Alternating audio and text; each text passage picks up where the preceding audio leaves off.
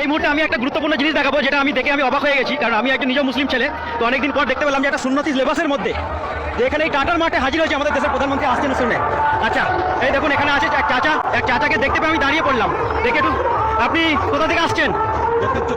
দক্ষিণ চব্বিশ পরগনা থেকে। কখন বেরিয়েছেন বাড়ি থেকে? এখানে কোথায় আসছেন? সিঙ্গুরে। কোথায়?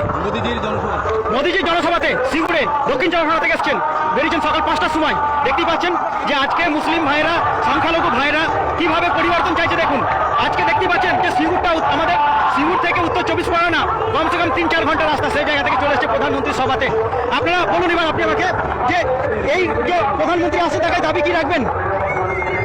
দাবি আমার একটাই, যে স্বৈরাচারী সরকার নিপাত যাক, গণতান্ত্রিক মুক্তি পাক এবং ভারতীয় জনতা পার্টি পশ্চিমবাংলার বুকে আসুক, এইটুকু আমার আশা। এই দাবি। আচ্ছা, মমতা ব্যানার্জি, আমরা হিন্দু মুসলিম ভাই ভাই হিসাবে থাকতে পারি। মমতা ব্যানার্জি বলছে যে পশ্চিমবঙ্গে বিজেপি ক্ষমতা এলে মুসলিমরা স্বাধীনে থাকতে পারবে না, সেই নাকি বলছেন? সবচেয়ে বড় ক্ষতি করেছে মমতা ব্যানার্জি মুসলিমদের। ওয়াকফ বিলে সই করবো না, আগে সই করেছে। আমাদের যা কিছু ক্ষতি করেছেন মুসলিমদের ইফতারি পার্টিতে গিয়ে, আমাদের ইসলাম ধর্মে এমন একটি হাদিস আছে, যে ব্যক্তি একবার কলেমা পড়লো ওই ব্যক্তি মুসলিম। উনি ইফতারি পার্টিতে গিয়ে কলেমা পড়ছেন, আবার পূজা করছেন। উনি নাস্তিক কি মুসলিম আমি নিজেও জানি না, খোঁজ ঘরের নেই। বিধায় আমার ভালো লাগে না এদেশে মোদিজির মতো সরকার প্রয়োজন। মমতা ব্যানার্জিকে বলতে পারবেন যে মোদিজি একবারও বলেছেন যে মুসলিম আমাদের বঞ্চিত? কোথাও বলেছেন মোদিজির মুখ থেকে? কোথাও শুনেছেন?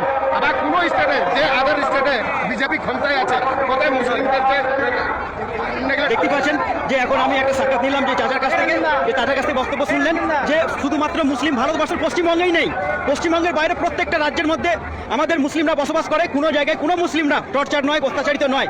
বিজেপি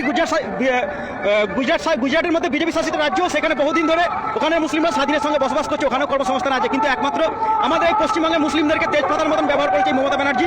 ভোটের সময় আসে এনআরসি সিএর ভয় দেখিয়ে মুসলিমদের ভোটটাকে লুটে নিয়ে সেই পশ্চিমবঙ্গে 5 বছর ধরে চুরি চামারি, ডাকাতি, গুন্ডাগিরি, রাহাজানি, এই সমস্ত জিনিসগুলো করতে থাকে। বলার আছে আপনার এই জায়গাতে?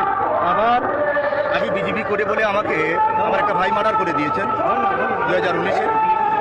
আবার 3রা মে আমার 2000 বিঘে ফিশারি কেড়ে নিয়েছে, ট্রলার কেড়ে নিয়েছে।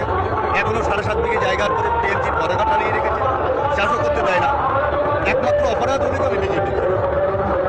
আমি একজন ভারতবর্ষের নাগরিক, ভারতীয় মুসলিম, এবং আমার এই দেশে নাগরিক যে কোনো দল করার অধিকার আছে। এই